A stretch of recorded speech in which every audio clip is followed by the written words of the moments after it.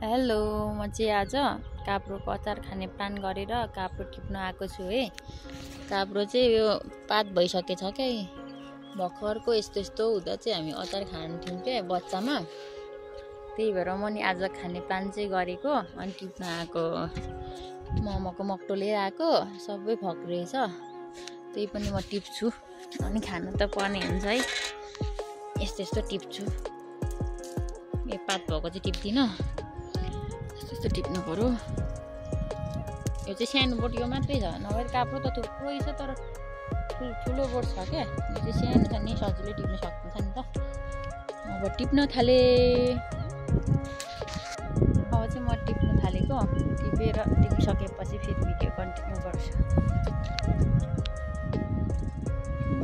मैले चाहिँ फाइनली एकबाट टिपिसकेँ, अब चाहिँ घर जानुपर्ने हुन्छ। ढुङ्गामा चाहिँ हाम्रो बचपन गएको छ। बच्चा हुँदा हामी यो ढुङ्गा लास्टै खेल्थ्यौँ, तलसम्म पुग्थ्यौँ है। एकदमै हाम्रो च्यालेन्ज हुन्छ तल पुगेर यता आउने। अनि त्यो पनि मलाई आज याद आयो। अब एकैचोटि घरमा राखेर लाने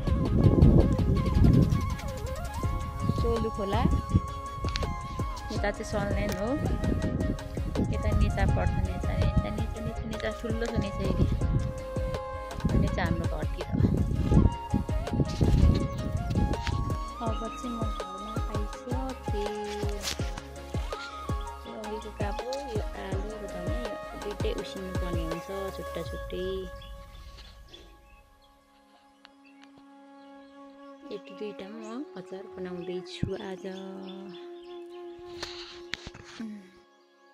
अब भरे अब एकैचोटि उसिन्छु, रेडी गरेर फेरि भिडियो कन्टिन्यू गर्छु। चोक लाग्यो अनि माटो लाग्यो, थोरै प्याजको स्याहार सुसार्नु गएको थियो, त्यही भएर। हरि अङ्कल असिम अङ्कल दिनुभयो अरे, जे भए पनि उहाँहरूले पनि त्यति दिनुहुन्न। हरेक कुरोहरू सबमा मिलेर बहिनीको बिहा खानु मिठो मसिनो। म बिहान आएको, त्यहाँ केटाहरू खोज्दै आएको, त्यहाँ फेरि के भने स्कुलमा बुकहरूले भेटेँ। मजाले मिक्स गर्छु है। हस् दाजु,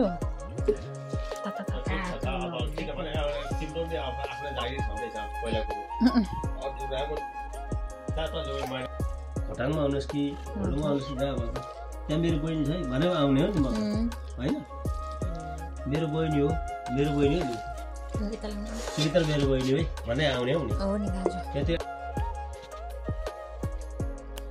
राम्रो